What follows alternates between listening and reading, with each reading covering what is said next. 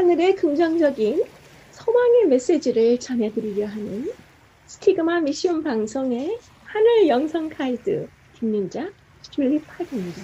여러분 오늘 행복하고 감사한 하루 되세요. 고맙습니다.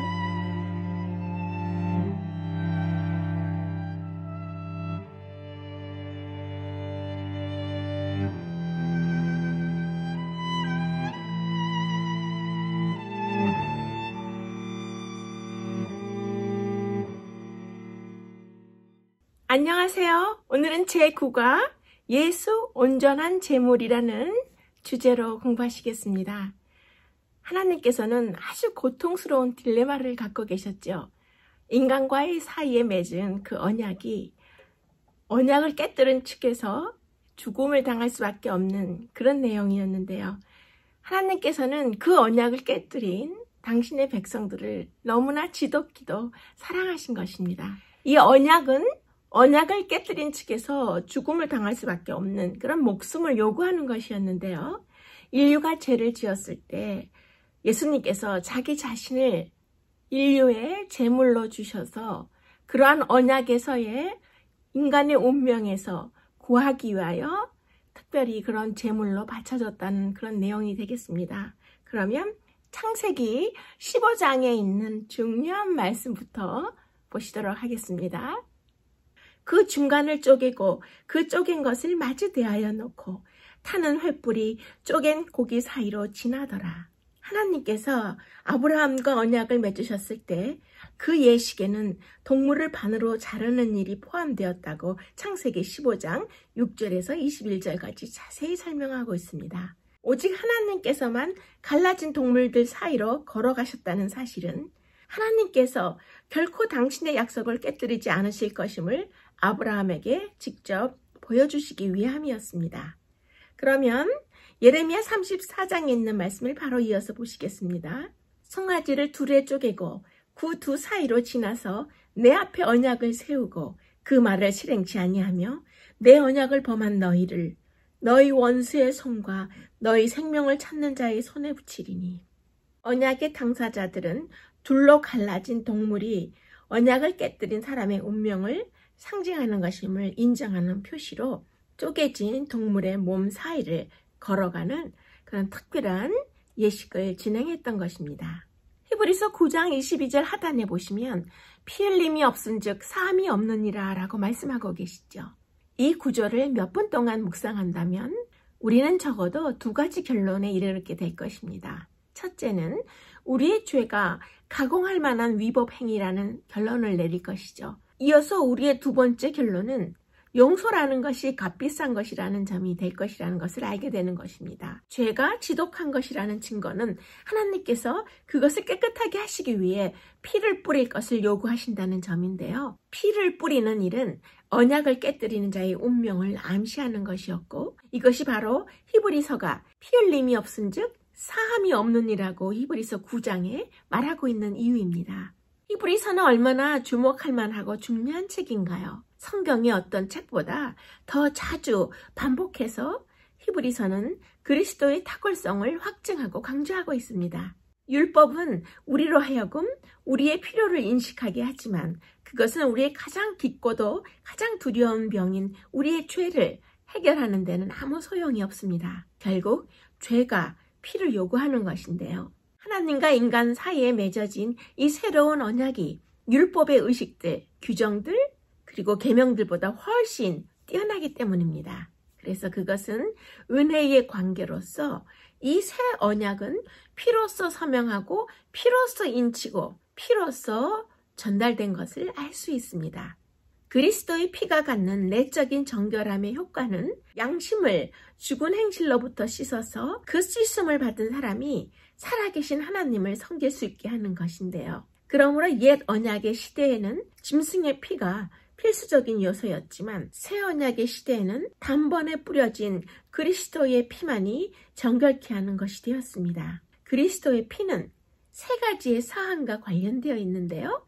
언약과 용서와 그리고 구원인 것입니다. 특별히 121페이지에 보시면 서론의 질문에 1번 질문이 예사롭지 않은 내용이 있어요. 자식을 살리기 위해서 자신의 목숨까지 아끼지 않는 부모의 이야기를 들어본 적이 있습니까? 라고 묻고 있습니다. 인간의 모성애로서 이렇게 자식을 살리는 것은 당연한 거지만 워낙 이 험악한 현대 사회에서는 인간으로서 모성애와 부성애를 저버린 그런 모습들의 안타까운 뉴스가 가끔 매스컴에 떠오르기 때문에 저는 지금 이 질문에서 당연한 모성애를 주신 그 인간의 모습보다도 훨씬 열등하게 창조된 동물들 속에 있는 자식을 사랑하는 눈물겨운 모습을 두 가지 소개해 드리도록 하겠습니다. 암탉이 제 새끼를 날개 아래 모음같이 내가 너희의 자녀를 모으려 한 일이 몇 번이냐. 누가복음 13장에 나온 말씀인데요. 예수님은 실제로 예루살렘을 자신의 날개 아래로 모은 뒤에 돌아가셨습니다. 진정한 사랑은 값비싼 대속의 희생을 감수하는 사랑인데요. 몇 해 전에 미국의 옐로스톤 국립공원에서 큰 화재 산불이 났을 때 산림 감시원들이 이 국립공원의 피해 규모를 조사하기 위해 옐로스톤 국립공원 안에 있는 산에 올랐어요. 그 감시원이 어느 나무의 그 밑동에서 재를 뒤집어 쓴 채 돌처럼 굳어서 죽어있는 새 한 마리를 발견했어요. 이 섬뜩한 광경에 가슴이 많이 아팠던 그 감시원은 나무 막대기로 그 새를 건드려 보았는데요. 그 어미새는 죽었지만 그 어미새 아래 밑부분에서 새끼 3마리가 죽은 어미의 날개 아래서 푸드덕거리며 나와서 달아나는 모습을 볼 수 있었어요. 국립공원 내에 무서운 화마, 산불이 닥쳤을 때 어미새가 달아나지 않고 날 수 없는 이 새끼 새들을 그 자리에서 지켰던 것입니다. 그래서 그 어미새가 기꺼이 목숨을 내놓은 덕분에 그 어미새의 날개 아래 새끼들은 목숨을 건질 수 있었던 것이죠. 저도 이제 저희 집 동네에 가끔 그 폭풍우가 불거나 이제 막 큰 비가 내렸을 때 뒤뜰에 나무 아래에 아주 그 검은색 물체인데 뭔가 이렇게 움직여서 이상해서 가서 이렇게 들여다보면 어미새가 자기 새끼들을 품고 그 둥지에서 그 모진 비바람을 이겨내면서 그 많은 흙과 바람이 뒤집어서서 새인지도 모를 정도로 그렇게 많이 망가진 모습 속에서 아기 새들을 끌어안고 보호하고 있는 모습을 저도 직접 본 적이 있어요. 지난 2019년 미국 뉴저지주의 한 고속도로에서 암소 한 마리가 소동을 부린 것이 뉴스에 나왔습니다. 소 도살장으로 향하던 큰 트럭에서 암소 한 마리가 갑자기 탈출한 그런 사건이 벌어진 것입니다. 브리아나라고 불리는 이 암소는 달리는 트럭 위에서 목숨을 걸고 그 고속도로 위로 그냥 뛰어내렸고 신고를 받은 경찰과 동물단체가 도로를 봉쇄하고 긴급 구조에 나선 그런 특별한 사건이었습니다. 동물구조대의 노력에도 불구하고 암소의 안타까운 행동은 멈추질 않았고 힘이 빠진 암소는 결국 고속도로 옆에 쓰러지고 말았습니다. 곧이어 이 암소를 수의사에게 데려간 구조사는 뒤늦게 이 소가 임신한 사실을 알게 되었습니다. 이 암소는 뱃속의 새끼를 지키려고 끝까지 저항하며 필사적으로 버텼지만 구조 당시에는 아무도 그 사실을 몰랐던 것입니다. 자기 뱃속에 있는 새끼를 지키려는 어미의 애끓는 처절한 몸부림이었습니다. 그 구조대는 임신한 어미소를 차마 도살장으로 보낼 수 없었는데요. 얼마 후 동물보호소에서 세상 밖으로 태어난 새 생명 아기 소의 모습입니다. 자식을 지키기 위해 2m가 넘는 트럭에서 목숨을 걸고 고속도로에서 뛰어내린 어미소. 그 애절한 어미소의 애타는 모종 때문에 엄마소와 아기소가 모두 생명의 기회를 얻었고 이렇게 예쁜 모습으로 동물보호소에서 살 수 있게 된 것입니다. 암소의 뱃속에 아직 태어나지 못한 새 생명이 꿈틀거리고 있었고 이 생명을 어떻게 해서든 지켜주기 위해 그 위험한 고속도로에서 2m가 넘는 트럭에서 뛰어내린 것이죠. 천방지축인 아기 사슴 한 마리가 아무 영문도 모른 채 악어떼가 출몰한 그 강 속으로 첨벙 뛰어들어서 헤엄을 치고 있습니다. 아무것도 모르고 한가롭게 물놀이를 즐기고 있는 이 철없는 아기 사슴. 그런데 그때 갑자기 엄마 사슴이 그 아기 사슴 한 마리를 구하기 위해 그 강물로 뛰어들면서 긴장감이 흐르는 모습입니다. 새끼를 살리려고 필사적으로 전 속력으로 달려가서 몰려오는 악어떼 앞을 가로막는 엄마 사슴의 모습입니다. 위기에 처한 자식을 구하기 위해 스스로 포식자 악어떼의 제물로 자기 몸을 바치려고 아기 사슴과 악어떼 사이에 끼어드는 엄마 사슴의 처절한 모습입니다. 악어떼가 이제 가까이 뒤로 다가오자 아기 사슴 대신 자기 자신이 먹혀서 죽으려고 중간에 버티던 엄마 사슴이 마지막 순간까지 아기 사슴에게서 눈을 떼지 못하고 바라보던 이 엄마 사슴의 슬픈 눈망울이 보이시나요? 사랑하는 새끼 사슴 대신에 잔인한 악어에게 잡아먹히는 엄마 사슴은 마지막 순간까지 그 자식에게서 눈을 떼지 못하고 하염없이 바라보는 엄마 사슴의 슬픈 눈망울은 끝내 악어의 입속으로 이렇게 사라졌습니다. 간신히 목숨을 구한 아기 사슴이 물에 젖어서 강가 위에서 엄마 사슴이 어디 갔나 두리번거리고 찾는 모습이 애처롭기만 합니다. 저는 이 장면을 보고 얼마나 가슴 아프고 마음이 저렸는지 그만 눈물을 왈칵 쏟았었는데요. 요즘 사라져가는 인간의 모성애와 비교할 때 이렇게 고결한 짐승들이 갖고 있는 자신을 제물로 바치는 모성애를 볼 수 있는 것입니다. 아기 사슴이 무사히 앞에서 헤엄쳐가는 것을 확인한 엄마 사슴은 자기 목숨을 제물로 주는 것을 전혀 아까워하지 않고 그렇게 희생해서 사라진 것입니다. 네, 지금 들으신 그 시와의 그 동물들의 모습이 정말 그 뉴스에서 보였던 모습인데요. 자료 화면들이 여러분들의 가슴을 울렸을 거예요. 동물들도 가진 그 자기의 사랑하는 존재들을 위해서 저렇게 희생하는 모습을 볼 때에 그리스도께서 그토록 사랑하신 우리 모든 인류를 위해서 아낌없이 그 몸을 제물로 내어주신 그 사랑을 우리가 비교해서 생각해 볼 수 있는 것입니다. 그러면 이제 둘째 소재에 다양한 종류의 제사들, 고대 이스라엘에 5가지의 제사가 있었죠? 그 내용을 잠시 훑어보고 지나가겠습니다. 그러면 이제 에베소서에 있는 말씀 다 함께 보시도록 하겠습니다. 그리스도께서 너희 마음에 계시게 하옵시고 너희가 사랑 가운데 뿌리가 박히고 그리스도의 사랑을 알아.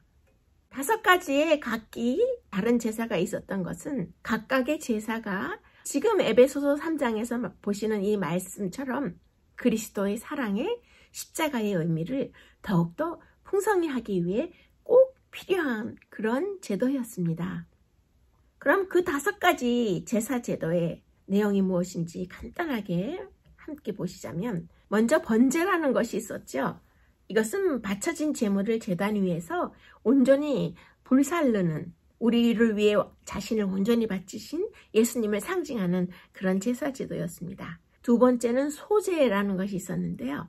이것은 하나님의 돌보심에 대한 감사를 표현하는 예물을 드리는 그런 제사 제도였고요. 화목제라는 것은 하나님께서도 우리에게 부여해 주시는 그런 은혜의 평안함을 기념하기 위해서 우리 주위의 친구들이나 가족들과 함께 사랑의 화목의 식사를 나누는 그런 제도였습니다. 다음 4번째에 속죄제라는 것이 있는데요. 생명을 상징하는 제물의 피의 역할을 강조해서 우리를 구원하실 예수님의 피를 가리켜 보여주는 그런 제도가 되겠습니다. 5번째 속건제라는 제사 제도가 있는데요.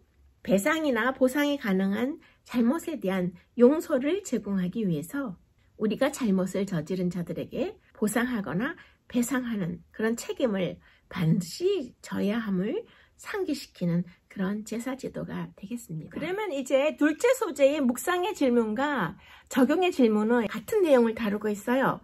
조금 전에 들으신 그 5가지 구약시대의 제사 제도에 대해서 좀 더 묵상을 하고 우리의 삶에 어떻게 적용할 수 있는가라고 묻고 있습니다. 조용하신 시간에 레위기 1장부터 7장을 읽으시면 그 제사 제도에 대해서 아주 자세한 설명이 나와 있어요. 그래서 각자 공부하실 수 있고요. 저는 지금 이 시간에 그 구약시대에서 말하고 있는 5가지 제사 제도와 가장 의미가 연관되는 예수님의 6월절 마지막 만찬에 대해서 숨겨진 의미들, 중요한 내용들을 묵상해 보고자 합니다. 특별히 현대 그리스도인들과도 많이 연결되어 있는 이 성만찬 예식과도 그 주제가 연결이 되는데요. 그럼 우리가 평상시에 생각하지 못했던 그런 내용들을 지금 이 둘째 소재의 묵상과 적용의 질문과 연결해서 생각해 보도록 하겠습니다. 주의 만찬, 이 성찬 예식에 대해서는 성경에 여러 가지 표현이 있죠. 고린도전서와 사도행전에 이제 그 내용들이 나오는데요. 주의 만찬 혹은 주의 식탁, 축복의 잔, 떡을 떼는 것, 이렇게 여러 가지 표현으로 주의 만찬이 묘사되어 있습니다. 유월절은 이스라엘 역사 속에 중요한 한순간을 기념하는 연례 만찬이었습니다. 하나님은 바로 왕의 고집을 꺾기 위해서 애굽에 여러 재앙을 보낸 끝에 마지막 재앙을 내리셨는데요. 그것은 모두에게 내리는 재앙이었습니다. 그래서 이 재앙을 피하는 유일한 방법은 하나님의 명령대로 어린 양을 잡아서 그 피를 문설주에 바르는 것이었는데요. 피를 바른 집은 죽음의 기운이 그냥 넘어가서 구원을 받은 것입니다. 대속의 희생을 믿는 믿음으로만 그 구원을 받을 수 있었던 것입니다. 떡을 먹고 포도주를 마시는 것은 예수님의 희생적이며 대속적인 사랑을 기념하는 것인데요. 애굽에서의 첫 번째 유월절 만찬은 실제 식사였습니다. 어린 양을 잡아서 피를 문설주에 바르는 것만으로는 충분하지 않았습니다. 반드시 그 어린 양의 고기를 함께 먹어야 했는데요. 마찬가지로 주의 만찬도 그리스도의 죽음을 직접 우리가 먹어서 자신의 것으로 삼는 의식입니다. 하나님은 이스라엘 백성을 구원하여 자유와 약속의 땅으로 이끌기 위해 이런 방법을 사용하셨고, 매년 유월절 만찬은 이 사건을 축하하는 날이고 이스라엘 최대의 명절이었습니다. 하지만 이 사건은 극적이고도 감동적이지만 한 가지 의문을 남겼어요. 어떻게 이 작고 털 많은 4발 달린 짐승, 어린 양의 희생만으로 우리의 심판을 면할 수 있을까? 그런데 그 대답은 예수님과 제자들이 유월절을 치르는 장면에서 발견할 수 있었던 것입니다. 유월절 만찬에는 특별한 식사 형식이 있었어요. 총 4부분의 절차로 이루어진 디너였는데요. 각 부분마다 사회자가 포도주 잔을 들고 일어나서 만찬의 의미를 설명하죠. 4개의 포도주 잔은 하나님이 출애굽기 6장 6절 7절에서 하신 4개의 약속, 애굽의 탈출, 종살이의 해방, 하나님의 능력을 통한 구원, 그리고 하나님과의 새로워진 관계에 관한 약속, 그 4가지가 바로 4개의 포도주 잔을 의미하는 것입니다. 세 번째 잔은 식사가 거의 끝났을 때 나오는데요. 유월절 만찬의 사회자는 만찬의 재료 요소들, 즉 떡과 풀과 어린 양 고기를 축사하면서 그것들이 옛 이스라엘 백성들의 종살이와 해방과 어떤 상징적인 관계가 있는지를 설명한 후에 먹게 되는 것입니다. 그러면 이제 마가복음 14장에 있는 말씀을 보시겠습니다. 예수께서 떡을 가지사 축복하시고 떼어 제자들에게 주시며 이르시되 받으라, 이것은 내 몸이니라. 예수님은 제자들과의 최후의 만찬에서 직접 스스로 디너의 사회를 보셨습니다. 그런데 예수님은 만찬의 요소들을 축사할 때 예로부터 내려온 이스라엘 전통의 대본에서 벗어나서 돌출 행동을 하신 것입니다. 그때 제자들이 얼마나 놀랐을지 상상을 할 수 있으신지요? 예수님은 떡을 보여주며 이렇게 말씀하셨습니다. 이것은 내 몸이니라. 이 말씀의 의미는 이것은 내 고난의 떡이다. 내가 궁극의 출애굽을 이끌 것이다. 너희를 궁극의 종살이에서, 죄의 종살이에서 구해낼 것이다 라고 말씀하고 계시는 거예요. 그럼 이제 마가복음 14장 24절을 바로 이어서 보시겠습니다. 이것은 많은 사람을 위하여 흘리는 나의 피, 곧 언약의 피니라. 지금 여기에서 하신 이 말씀은 예수님의 대속의 희생으로 이제 하나님과 우리 사이에 새로운 언약이 성립되었다는 뜻입니다. 이 언약의 조건은 바로 예수님께서 자신의 피, 나의 피, 언약의 피라고 설명하신 것입니다. 하나님께서 어린 양의 피로 이스라엘 백성을 종살이에서 구속하시기 전날 밤에 첫 번째 유월절을 지켰듯이 지금 이 유월절 만찬도 하나님께서 예수님의 피로 세상을 죄와 죽음에서 구속하시기 바로 그 전날 밤에 거행된 것입니다.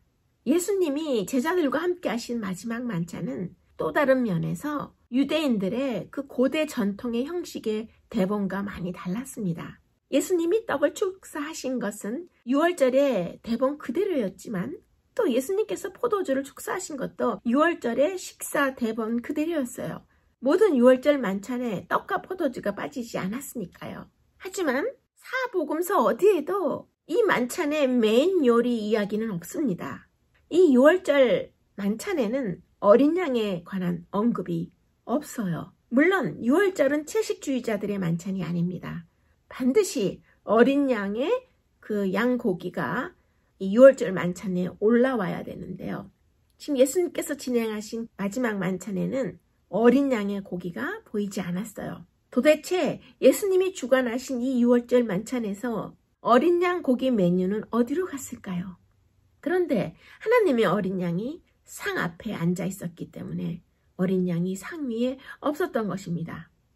예수님 자신이 유월절 만찬에 값비싼 대속제물이 되신 것입니다. 그래서 요한복음 1장 29절에 보라 세상 죄를 지고 가는 하나님의 어린 양이로다 라고 말씀하신 것을 우리가 알 수 있습니다. 그러면 이제 이사야 53장에 있는 말씀을 또 함께 보시겠습니다. 여호와께서는 우리 모두의 죄악을 그에게 담당시키셨도다. 그가 자기 영혼을 버려 사망에 이르게 하며 범죄자 중 하나로 헤아림을 받았음이니라. 이사야와 요한이 말한 메시아가 바로 나다. 내가 바로 세상 죄를 짊어질 하나님의 어린 양이다 라고 예수님께서 직접 외치시는 것입니다. 십자가 위에서 예수님은 우리가 받아야 할 마땅한 형벌을 받으셨습니다. 이 세상의 모든 죄가 예수님을 뒤덮었고 그분의 형벌이 우리가 영원히 죄의 형벌을 받지 않고 넘어갈 수 있도록 스스로 모든 형벌을 받을 만큼 우리를 사랑하셨던 것입니다. 주의 만찬의 식사라는 사실은 예수님과 개인적인 관계를 맺지 않으면 그분의 죽음이 주는 유익을 우리가 실제로 누릴 수 없다는 의미입니다. 그분의 완벽하고 희생적인 고난이 주는 유익을 누리려면 개인적인 관계를 맺어야 한다고 말씀하시는 것입니다. 유대인들은 유월절마다 가족과 만찬을 즐겼습니다. 그러니까 유월절은 가족의 식사였습니다. 그런데 왜 예수님은 가족도 아닌 제자들과 유월절 식사를 특별히 하신 것일까요? 그것은 예수님이 완전히 새로운 가족을 이루는 중이셨기 때문입니다. 누구든지 하나님의 뜻대로 행하는 자가 내 형제요, 자매요, 어머니이니라 라고 마가복음 3장 35절에 말씀하셨습니다. 크리스찬들을 하나로 묶어주는 것은 교육이나 인종, 소득 수준이나 정치 성향, 직업 같은 것이 아니죠. 예수 그리스도로 인해 구원받았다는 사실 때문에 하나가 되는 것입니다. 크리스찬들은 예수님을 위해 서로를 사랑하는 천국의 가족이 되는 것이고 주의 만찬을 먹으면서 모든 참여자가 형제 자매가 되는 것입니다. 그런데 유월절에 그 최후의 만찬의 그 의미에는 숨겨진 또 다른 사실이 있어요. 이제 마가복음 14장에 있는 말씀을 함께 보시도록 하겠습니다. 내가 포도나무에서 난 것을 하나님 나라에서 새 것으로 마시는 날까지 다시 마시지 아니하리라 하시니라. 주의 만찬은 예수님과 함께할 미래를 미리 맛보는 자리였는데요. 예수님은 제자들과의 유월절 만찬에서 사회를 보시면서 단 두 마디를 통해 최종적인 미래를 말씀하신 것입니다. 이 유월절 만찬으로 인해 궁극적인 미래의 주님의 나라에서의 만찬이 가능하다고 말씀하신 것입니다. 고대 사회에서 무엇 할 때까지는 다시는 먹거나 마시지 않을 것이다 라는 그런 표현이 많아요. 이것은 아주 굳은 맹세를 의미했는데요. 사도행전 23장에서 어떤 사람들이 사도 바울을 지독히 미워하여 그를 죽이기 전까지는 먹거나 마시지 않겠다고 말했는데요. 내가 죽더라도 이 맹세를 꼭 지키겠다라는 그런 뜻입니다. 하나님 나라에서 우리를 만나기 전까지는 먹지도 마시지도 않겠다는 예수님의 말씀은 우리에게 아무 조건 없이 주시는 약속입니다. 내가 너를 아버지의 품으로 데려가겠다. 내가 너를 왕의 만찬으로 데려가겠다는 대단원의 약속이고 소망인 것입니다. 주의 만찬을 통해서 개인적으로 주님과 관계를 맺고 또 궁극적으로 미래의 하늘 만찬의 약속을 받고 그 만찬에 초대받는 그런 내용이 주님께서 베풀어 주신 주의 만찬에서 보여주시는 또 다른 중요한 내용인 것입니다. 그럼 이제 셋째 소재를 보시면 예수님의 온전한 희생에 대한 내용이 나오죠. 히브리서 10장의 말씀을 보시겠습니다. 이 뜻을 조차 예수 그리스도의 몸을 단번에 들이심으로 말미암아 우리가 거룩함을 얻었노라. 주 예수 그리스도께서는 하나님께 드릴 양을 팔에 안고 이 땅에 오시지 않았습니다. 그분 자신이 하나님의 어린 양으로 오셨고 자발적으로 자기 자신을 제물로 드리신 것입니다. 그리스도의 제물은 어떤 짐승 제물도 할 수 없는 방법으로 하나님 아버지를 만족시키셨는데요. 그분께서는 순종적인 의지를 충분히 나타내셨기 때문입니다. 희생되는 어떤 짐승도 자신의 미래가 어떻게 될지 알 수 있었다면 죽지 않으려고 그 짐승은 완강하게 반항하고 저항했을 것입니다. 그럼 이제 히브리서 7장에 있는 말씀을 보시겠습니다. 날마다 제사 드리는 것과 같이 할 필요가 없으니 이는 저가 단번에 자기를 드려 이루셨음이니라. 각종 짐승을 매년마다 피의 제사를 드려서 그 연기가 제단을 채우고 하늘로 올라갔습니다. 제사의 행위는 율법 아래에서 매우 일상적인 것이었습니다. 짐승의 희생은 단지 하나의 실물 교육일 뿐이었습니다. 그것은 말이 없는 그림이었고 실체가 없는 설교였습니다. 하나님의 어린 양이 자신을 드릴 때까지 모든 시대를 위한 단 한 번의 제사를 그리스도께서 제물로 자기 자신을 드릴 때까지 제사 제도를 모든 사람들은 온전히 이해할 수 없었습니다. 그러면 이제 셋째 소재의 적용의 질문에서 십자가는 하나님께서 우리에게 베푸시는 모든 축복의 근본인데 어떻게 하면 우리가 이것을 더 잘 묵상하고 경험할 수 있을까요? 라고 묻고 있는데요. 이 구과에서 넷째 소재의 묵상의 질문과 적용의 질문도 십자가에 대한 그런 내용을 우리가 온전히 어떻게 묵상할 수 있을까라고 묻고 있어요. 그래서 지금 이 시간에는 셋째 소재의 적용의 질문과 넷째 소재의 묵상 적용의 질문 세 가지를 다 묶어서 특별한 내용으로 진행을 해드리겠습니다. 그러면 우리가 예수님 십자가를 어떻게 더 잘 이해하고 우리 생애의 가장 중요한 묵상의 주제인 예수님의 십자가를 온전히 이해할 수 있을까요? 마가복음 8장에 있는 말씀을 다 함께 생각해 보시도록 하겠습니다. 너희는 나를 누구라 하느냐? 베드로가 대답하여 이르되 주는 그리스도시니이다. 베드로는 이 거대한 질문에 당신은 그리스도십니다 라고 대답했죠. 그리스도는 크리스토스라는 그런 단어인데요. 기름 부음을 받은 자, 메시아, 만왕의 왕, 세상 만사를 바로잡을 절대적인 왕을 뜻하는 단어입니다. 당신은 메시아입니다 라고 대답한 베드로의 칭호를 예수님은 기꺼이 받아들이시죠. 그런데 그러고는 갑자기 분위기를 바꿔서 충격적인 말씀을 하시죠. 너의 말이 맞다. 그런데 나는 너가 기대하는 그런 왕이 아니다. 나는 왕이지만 십자가로 갈 것이다. 나를 따르려면 너희도 십자가로 가야 한다라고 특별한 말씀을 하고 계시는 것입니다. 인자가 많은 고난을 받고 장로들과 대제사장들과 서기관들에게 버림받아 죽임을 당하고 사흘 만에 살아나야 할 것을 비로소 그들에게 가르치시되 예수님의 이 말씀에서 가장 중요한 구절은 인자가 많은 고난을 받고 라는 이 부분입니다. 인자를 인간의 아들로만 생각하기 쉬운데요. 사실 이 명칭은 더 큰 의미를 내포하고 있습니다. 다니엘의 예언을 보시면 다니엘서 7장 13절에서 14절에 인자 같은 이가 등장하죠. 이 말은 천사들과 함께 찾아와 세상 만사를 바로잡을 신적인 메시아적인 인물을 지칭하는 것입니다. 예수님 이전에는 고난의 예언을 메시아의 소망과 연결지은 사람이 없었어요. 메시아가 고난을 받는다는 것은 말이 되질 않았으니까요. 악과 불의를 종식시키고 세상 만사를 바로잡아야 할 인물이 어떻게 고난을 받을 수 있겠습니까? 도대체 말이 되질 않는 것입니다. 아무리 생각해도 얼토당토하는 궤변처럼 보이는데 그래서 그 전까지는 메시아와 고난을 연결시킨 사람은 아무도 없었습니다. 그러면 계속 이어서 마가복음 8장의 32절을 또 보시겠습니다. 드러내놓고 이 말씀을 하시니 베드로가 예수를 붙들고 항변하매, 조금 전에 고난을 받아야 할 것을 예수님께서 말씀하신 것은 자진해서 목숨을 내놓을 계획을 말씀하시는 건데요. 분명히 이 말씀이 베드로의 심사를 세차게 뒤흔들었을 것입니다. 그래서 지금 32절에 예수님을 붙들고 항변했다라는 내용이 나오는데요. 메시아가 싸우다가 죽는다면 모르지만 아예 죽으러 오셨다니 베드로는 도저히 납득할 수가 없는 것입니다. 예수님의 말씀이 끝나자마자 항변하는데요. 베드로 자신이 예수님을 메시아로 불러놓고 곧바로 예수님께 대들 만큼 흥분한 이유가 무엇이었을까요?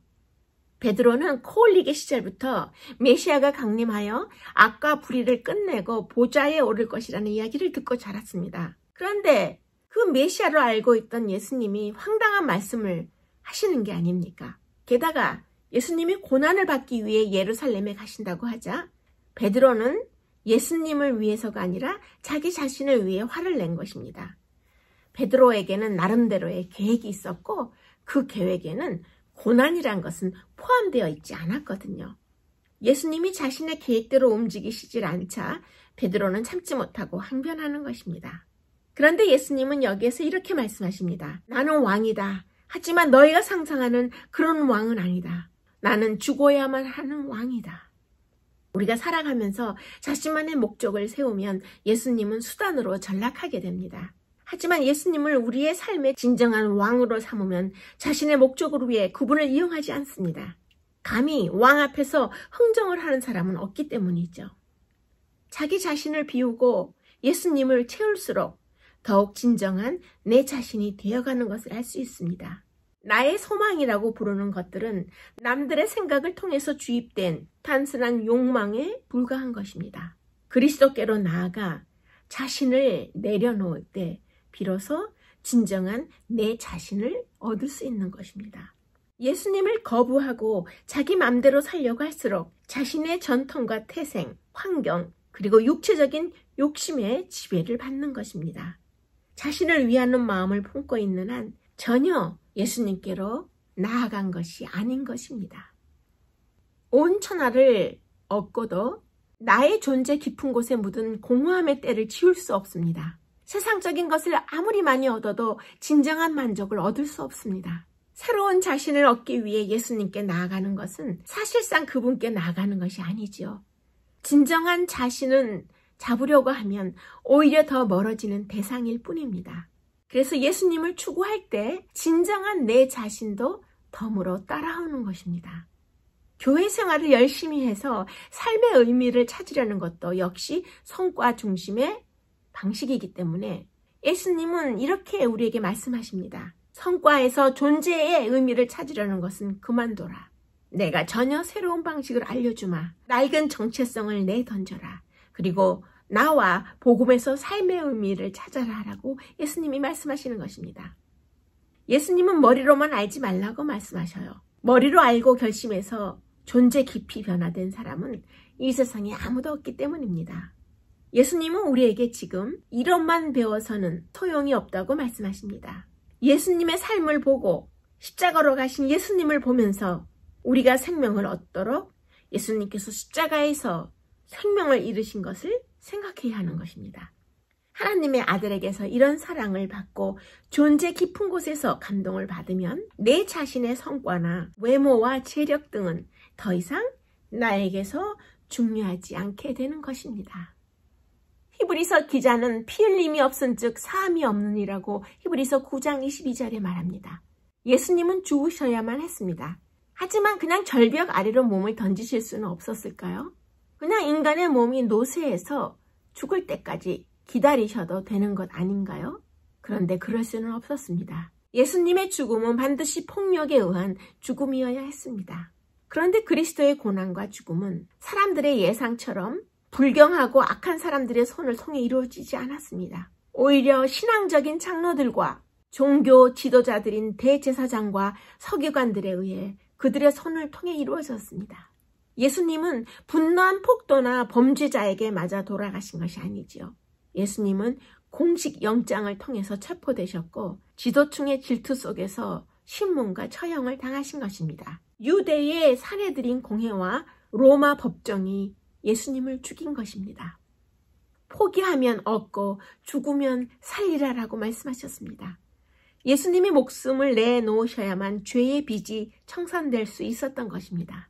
예수님의 죽음은 세상의 추태뿐 아니라 하나님과 그분의 왕국의 속성도 드러냈고 예수님의 죽음은 실패가 아니었습니다. 예수님이 우리를 위해 십자가에 달려 돌아가신 사건은 지는 것이 이기는 것임을 보여준 사건입니다. 세상의 지배자들은 예수님에게 유죄 판결을 내림으로써 오히려 자신들의 유죄를 드러냈을 뿐입니다. 내가 인류의 죄를 용서할 수 있는 유일한 길은 고통이라는 대가를 치르는 것이다 라고 고백하셨던 예수님께서 돌아가셨다가 부활하셨고 그 예수님을 만난 사람에게는 최악의 죽음조차 최상의 선물이 되었습니다. 누구든지 제 목숨을 구하고자 하면 잃을 것이요. 여기에서 마가는 목숨에 대해 일부러 푸시케, 사이키라는 헬라어 단어를 선택했어요. 푸시케, 사이키라는 단어는 심리학, 사이칼러지의 단어의 어원이죠. 이것은 남들과 구별되는 개인의 정체성이나 개성, 자아를 의미합니다. 그래서 주님의 말씀은 목숨을 구하고자 하면 잃을 것이요 라고 하신 이 말씀은 세상적인 것에서 정체성을 얻으려고 하지 말라는 뜻이었습니다. 하나님의 나라는 약한 상태에서 시작되고 포기에서 시작되고 목숨을 버리면서 시작되는 그런 나라입니다. 예수님은 처음에는 약하게 시작하셨습니다. 먼저 약한 인간이 되셨고 나중에는 십자가에서 무기력하게 달리셨습니다. 그래서 예수님을 만나려면 우리도 약하게 시작해야 합니다. 하나님의 나라는 목에 힘을 주는 것과 반대 현상으로 시작되는 것입니다. 그러나 끝날 때는 그렇게 끝나지 않을 것입니다. 언젠가 예수님께서 돌아오셔서 우리를 회복된 세상으로 데려가실 때에 생명이 죽음을 완전히 이기는 것을 보게 될 것입니다. C.S. 루이스 박사는 목숨을 얻기 위한 버리기라는 글에서 다음과 같은 결론을 내렸습니다. 자신을 포기하면 진정한 자신을 얻으리라. 그 무엇도 움켜쥐지 말라. 우리 손에서 놓지 않는 것은 진정으로 우리의 것이 될 수 없다. 우리 안에서 죽지 않은 것은 부활할 수 없다. 자신을 추구하면 결국에는 미움과 외로움, 절망과 분노, 파멸과 부패만 얻게 되지만 그리스도를 추구하면 그분을 찾을 뿐만 아니라 나머지 내 자신도 덤으로 따라온다고 지금 이 글에서 말하고 있는 것입니다. 예수님께서는 내가 메시아요, 왕이다. 하지만 나는 살기 위해서가 아니라 죽기 위해서 왔다. 나는 권좌에 오르기 위해서가 아니라 힘을 잃기 위해서 왔다. 내 목적은 통치하는 것이 아니라 섬기는 것이다. 이것이 내가 악을 무찌르고 세상 만사를 바로잡기 위해 사용할 방법이다라고 말씀하셨습니다. 인자가 고난을 받는 것이 아니라 고난을 받아야 한다는 말씀을 볼 때에 예수님의 고난은 선택사항이 아니라 필수사항이었습니다. 예수님은 고난을 받아야 하셨고 버림을 당해야 하셨습니다. 예수님은 죽임을 당해야 했고 부활해야 했습니다. 그래서 단순히 나는 죽으러 왔다가 아니라 나는 죽어야 한다. 내 죽음은 필연적이다. 내가 죽지 않으면 세상과 너의 삶이 새로워질 수 없다라고 말씀하고 계시는 것입니다. 하나님이 우리를 심판하지 않고 용서하실 수 있는 길은 하나님 스스로 십자가에 달려 죄의 형벌을 받으시는 것이었습니다.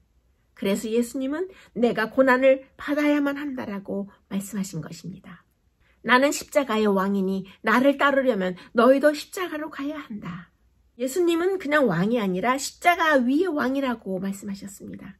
보좌에만 앉는 왕은 의무감으로 복종하지만 예수님은 우리를 위해서 십자가에 지신 그런 왕이십니다. 그래서 그분께서는 사랑과 신뢰에서 우러나오는 마음으로 우리가 복종할 수 있게 하셨습니다. 자기 자신을 완전히 내어주신 분께 어찌 우리 자신을 전적으로 내어드리지 않을 수 있겠습니까? 자기 십자가를 진다는 말은 자신의 목적과 계획, 자기 삶에 대해 온전히 죽는다는 것을 뜻하는 것입니다. 넷째 소재에서는 십자가의 용서와 그 대가에 대해서 말씀하고 계시죠. 하나님께서 죄인을 용서하실 때 그분은 법적 책임을 지게 됩니다. 어떤 사람이 용서를 받고자 할 때 그 사람은 자신의 죄를 위한 제물을 가지고 와서 그 제물 위에 자기의 죄를 자백하고 그것을 죽여야 했지요. 그래서 동물의 피는 제단의 뿔 위에 바르거나 성전 첫 번째 칸의 휘장 앞에 뿌려졌습니다. 이를 통해서 죄가 상징적으로 성소로 옮겨지게 되는 것이었죠. 피 흘림이 없은즉 죄 사함이 없느니라 라고 히브리서 9장에 말씀하신 것은 하나님께서 사람들의 죄를 취하셔서 직접 스스로 짊어지신 것을 의미합니다. 성소 제도에서 상징적으로 나타난 두 단계에 걸친 속죄의 제도는 죄인들에게 하나님의 자비와 공의를 동시에 나타낼 수 있도록 하는 것입니다. 그럼 이제 다섯째 소재의 심판과 하나님의 품성을 또 간단히 보시도록 하겠습니다. 이 예수를 하나님이 그의 피로 인하여 믿음으로 말미암는 화목제물로 세우셨으니 로마서 3장에 있는 말씀입니다. 하나님께서 자비하심으로 그냥 용서할게 라고 말한다고 해서 우리 인간의 죄가 사라지거나 회복되지 않습니다. 반드시 대가를 치러야 하는 것인데요. 그것도 아주 비싼 대가를 치러야 하는 것입니다. 하나님께서 인간의 악을 그냥 눈 감아 주시면 얼마나 좋을까요? 하지만 누군가는 빚을 갚아야 하는 것입니다. 그런데 하나님은 우리를 너무도 사랑하시기 때문에 기꺼이 스스로 죽으심으로 우리의 빚을 대신 갚아주셨던 것입니다. 이것이 성경의 하나님이 원시적인 이방의 신들과 결정적으로 다른 점인데요.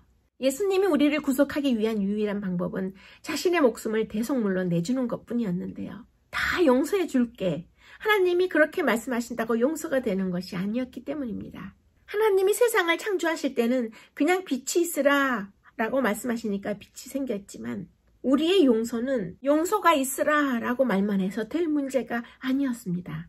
용서는 그렇게 간단한 것이 아니었기 때문입니다. 우리를 변호하시는 예수님께서 갈바리의 강한 논중에 의하여 그들의 비난자를 물리치시는데요. 십자가에서 죽기까지 하나님의 율법을 완전히 순종하심으로써 하늘과 땅에 있는 모든 용서의 권세가 그리스도께 주어진 것입니다. 다섯째 소재의 묵상의 질문을 보시면 십자가와 그리스도의 사역이 우리로 하여금 어떻게 대담하게 마지막 심판을 바라보게 하는 그 이유를 줄 수 있을까요? 라고 묻고 있어요. 그러면 고린도후서 13장 4절의 말씀을 함께 보시도록 하겠습니다. 그리스도께서 약하심으로 십자가에 못 박히셨으나 오직 하나님의 능력으로 살으셨으니 우리도 저의 안에서 약하나 너희를 향하여 하나님의 능력으로 저와 함께 살리라.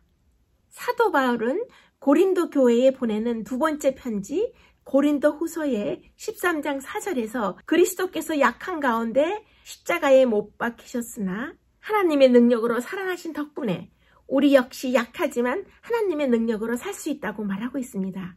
그리스도께서는 우리를 강하게 하시려고 약해지셨던 것입니다. 예수님은 십자가 위에서 아버지의 손을 놓치셨고 우리를 살리기 위해 무덤 속으로 들어가셨습니다.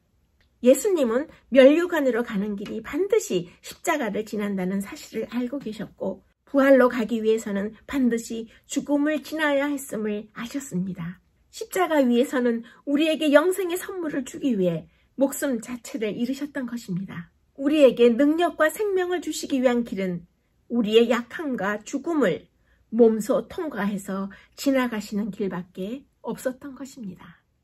온전한 제물이 되신 예수 그리스도에 대해서 배우신 제9과를 이제 마치는 시간이 되었습니다.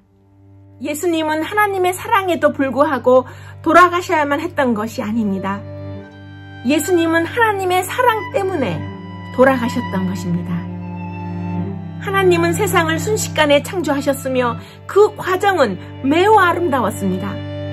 하나님은 십자가 위에서 세상을 재창조하셨으며 그 과정은 매우 끔찍했습니다.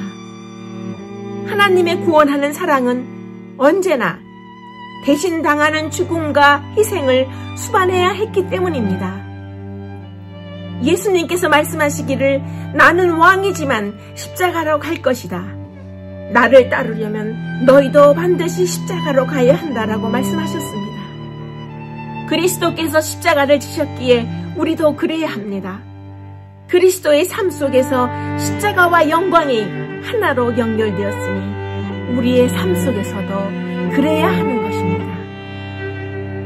하나님의 어린 양이 마지막 만찬을 하늘에서 주재하실 때 하나님의 임재가 다시금 온 땅을 뒤덮고 나무와 언덕들이 다시 살아날 것입니다.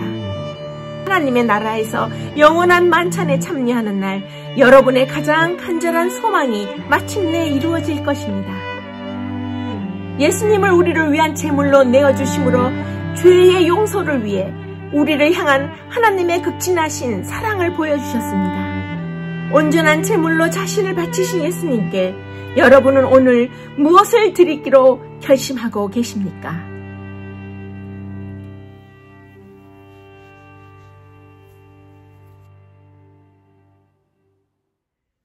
휘장 가운데로 길을 여시는 예수님이란 주제로 다음 주 제10가에서 다시 뵙겠습니다. 오늘 온전한 제물에 대해서 공부하신 9과 끝까지 함께 해주셔서 대단히 감사합니다.